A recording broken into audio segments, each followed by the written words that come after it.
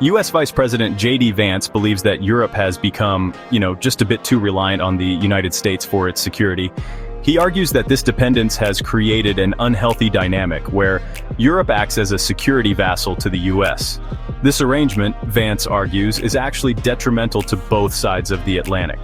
Vance points out that Europe is, honestly, more than capable of taking care of its own defense. He highlights the economic strength of the European Union and its considerable technological capabilities. He believes that Europe has become complacent under the American security umbrella, and this has led to chronic underinvestment in its own military capabilities. Vance argues that this over-reliance on the U.S. has led to a situation where European nations are hesitant to act independently on the global stage, even when their interests diverge from those of the United States. This, he believes, really diminishes Europe's standing in the world and prevents it from fully realizing its potential as a global power. Vance's vision of a more independent Europe is, well, not entirely new. It echoes the ideas of Charles de Gaulle, the iconic French president who, in the aftermath of World War II, envisioned a Europe that could stand tall on its own, free from undue influence from both the US and the Soviet Union. De Gaulle believed that Europe had a unique role to play in the world, one that could not be fulfilled if it remained subservient to the United States.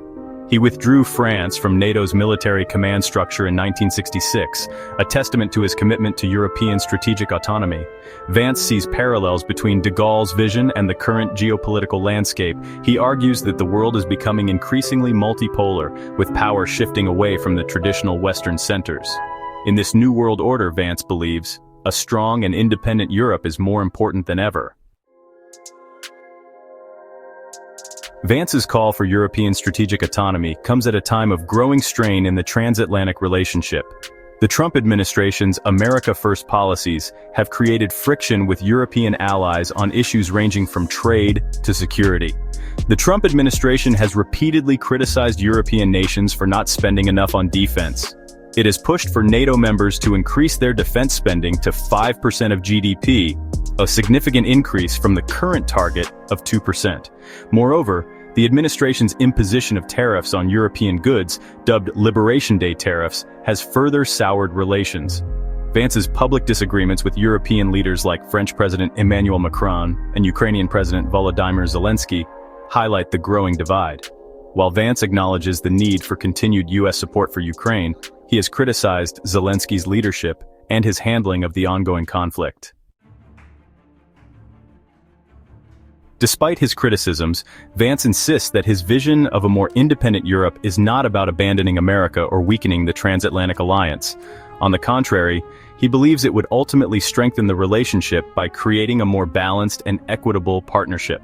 Vance argues that a Europe capable of taking on greater responsibility for its own defense would free up the United States to focus on other global challenges. This, he believes, is in the best interests of both sides of the Atlantic. In essence, Vance's message to Europe is a call to action. He believes that the time has come for Europe to shed its reliance on the United States and step onto the world stage as a confident and independent power. He envisions a future where the transatlantic relationship is defined not by dependence, but by mutual respect and shared responsibility.